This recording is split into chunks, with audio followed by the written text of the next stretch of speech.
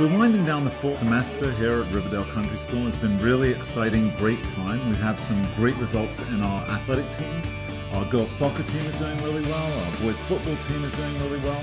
And we have some new faces, notably a new lower school head, Dr. Edwin Gordon, who's moved here from Atlanta with his wife and 2 children. I came to Riverdale because I just fell in love with the place from the moment I saw it. The children are happy. The teachers are committed to early childhood education. The parents are dedicated to not only their children, but invested to the school. It's rare that you find a community of learners who come from so many different areas, but that is really what the world is about.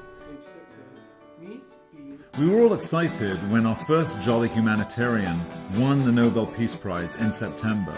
We were equally excited when Jeffrey Canada, our second winner of the Jolly Humanitarian Award, came to visit the campus this fall.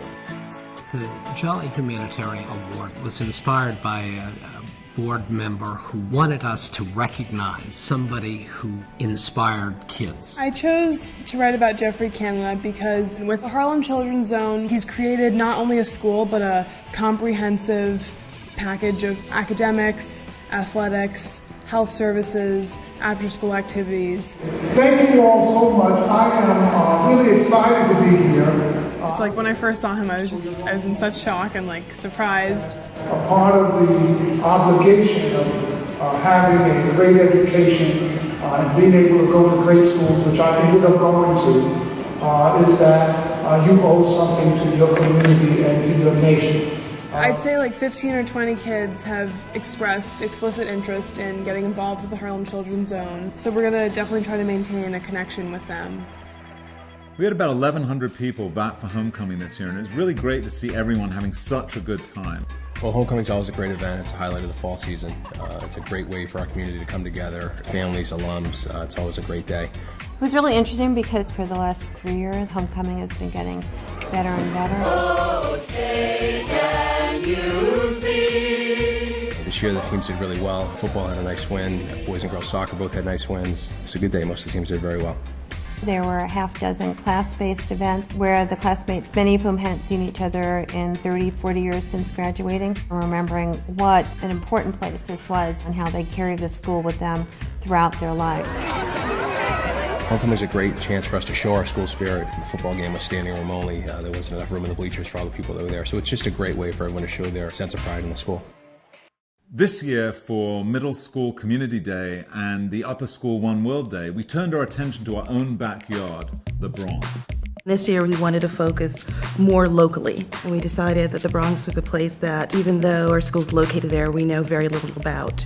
There was a real sense that we wanted students to encounter other places in the Bronx that were different from Riverdale, that encompassed the diversity within the Bronx. The morning was more of a collective experience here. We had the borough president, Ruben Diaz Jr. The Bronx is only as good as our most challenging neighborhoods are doing. The middle school also had a lot of fun activities for the students that involved the Hip Hop Cultural Center. Give me the beat. Letting us know about the Bronx being the birthplace of hip hop. We looked at the 4 elements of hip hop, including DJing, MCing, b-boy, b-girling, and graffiti arts.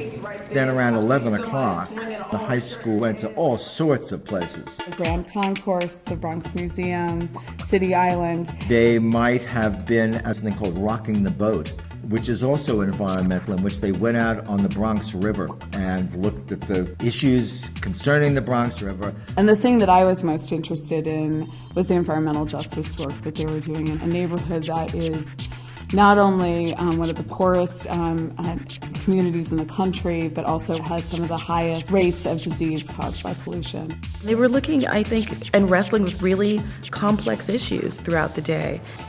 But we were able to kind of show both sides, the real struggles of the Bronx, but also some of the kind of amazing things that come in communities that have struggled but have also incredibly vibrant cultures. A lot of the kids walked away saying that they wanted to learn more, so they're looking forward to a lot of the future assemblies that we're planning for the rest of the year. Nothing makes us happier than when our students take their Riverdale education and use it to change the world for the better. Here are 3 students that have actually gone out and done that this summer. I got into one-to-one based on Mr. Randolph's recommendation, knowing that I was interested in education and social entrepreneurship. Mr. Randolph came up to me and said, "Are you doing anything with the summer?" I worked with One-to-One Fund this summer, which is a nonprofit organization that gets people to a higher education. The problem is this: a lot of people can't get access to higher education because it just seems so far out of reach. One-to-One Fund is the solution through its match savings program. With $1 donated, a student can match that contribution to help fund his or her education. I spent most of my days on Facebook and Twitter, trying to build basically a base of support around the social network, and people responded to them. We got 200 likes where we had 12 when I started. It's really interesting to see the thought process that we've been learning about actually in action. Without the school, I wouldn't have learned about it. Mr. Randolph recognized a specific interest, and he went with that. And without that, I would have been sitting home all of August. So I can't thank him enough. Over this past summer, I attended a program at the African Leadership Academy. I wanted to do something that I would take classes, I would learn about the conditions, and then I would try to do something to change it. Zandspruit, which is a township in Johannesburg, is where we did most of our volunteer work. I was kind of shocked by the conditions of the township and the lack of education. So my project is starting a preschool in Zandspruit, South Africa. The current goal is to start the building in the summer of 2013. It really provided an opportunity for each student to find a passion and to implement that passion in a community. I can't tell you how proud I am of all the wonderful things that are going on our campuses, and I hope to see you soon.